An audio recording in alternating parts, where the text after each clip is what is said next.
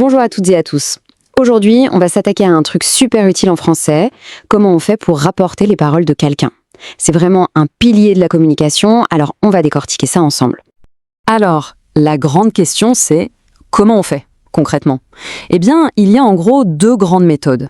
Chacune a ses petites règles, sa propre logique, et c'est justement ça qu'on va explorer.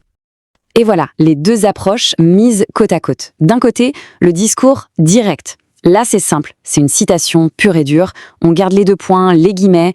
Amine dit « j'ai réussi à l'examen ». On rapporte mot pour mot.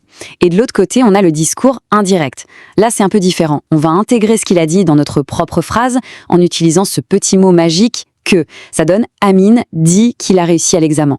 On voit tout de suite la différence, non? Hop, plus de guillemets, et le « je » est devenu « il ». C'est la première étape de la transformation. Allez, c'est parti, on rentre dans le vif du sujet. Comment on fait pour passer du direct à l'indirect?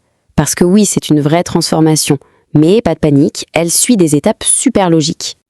Voilà le plan de match en 4 temps. Premièrement, on fait le ménage. Adieu les deux points et les guillemets, on enlève tout ça. Deuxième étape, on ajoute le mot « que » pour lier les deux parties de la phrase. Troisième point, et ça c'est crucial, on doit changer les pronoms. Le « je » devient « il » ou « elle » par exemple. Et enfin, le gros morceau, l'étape qui fait parfois un peu peur, la concordance des temps. Le temps du verbe peut changer, mais seulement sous une certaine condition. Et cette condition, la voilà. C'est la règle d'or à retenir. Le temps du verbe rapporté ne change que si le verbe qui introduit la phrase est au passé. Je répète, que s'il est au passé. Si on dit « il dit » au présent, alors pas de prise de tête, rien ne bouge. Mais si on dit « il a dit » au passé, ah, là, tout un mécanisme se met en place. C'est vraiment ça la clé de tout le système. Ok, premier exemple concret. On a « il m'a dit je vais bien ». Le verbe introducteur a dit « il est bien au passé composé ». Donc la règle s'applique. Le verbe de la citation « vais » est au présent. Eh bien, quand on passe au discours indirect, ce présent va se transformer en imparfait. Et ça donne « il m'a dit qu'il allait bien ». C'est le changement le plus classique, celui qu'on rencontre tout le temps. Passons au cas suivant. Que se passe-t-il si la phrase de base est déjà au passé? Par exemple, il m'a dit « j'ai tout vendu ». Ici, « est vendu », c'est du passé composé. Eh bien, pour garder la logique du temps, on va le décaler encore plus loin dans le passé. Le passé composé devient du plus que parfait. Il m'a dit qu'il avait tout vendu. C'est exactement ça, comme un cran de plus vers le passé. Et le futur dans tout ça? La logique est la même. Prenons « il m'a dit je téléphonerai ». Le verbe « téléphonerait » est au futur simple. Quand on le rapporte au passé, ce futur se transforme en conditionnel présent. Il téléphonerait. C'est une super astuce de penser au conditionnel comme ça. C'est une sorte de futur dans le passé. Bon, pour y voir plus clair, ce petit tableau récapitule tout ça. C'est un peu la fiche de révision parfaite.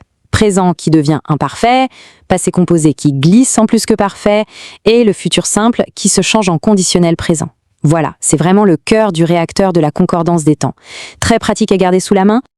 Mais attention, ce serait trop simple s'il n'y avait pas quelques exceptions, n'est-ce pas? Il y a des temps qui sont un peu têtus, des irréductibles qui refusent de changer.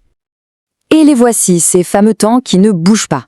L'imparfait, le plus que parfait, le conditionnel et le passé simple. Pour eux, la règle est simple. Il ne change jamais, même si le verbe introducteur est au passé. Un imparfait reste un imparfait, un plus que parfait reste un plus que parfait. C'est bon à savoir pour éviter de se compliquer la vie pour rien. Donc s'il ne fallait retenir qu'une seule et unique chose de tout ça, ce serait celle-là. L'indice numéro 1, la clé de voûte, c'est le temps du verbe introducteur. C'est lui le chef d'orchestre, c'est lui qui donne le « là ». Est-ce qu'il est au présent ou au passé? La réponse à cette question détermine tout le reste. Jusqu'à présent, on a surtout parlé des phrases classiques, les phrases déclaratives. Mais une question qui se pose, c'est comment ça marche si on veut rapporter une question? Ou même un ordre?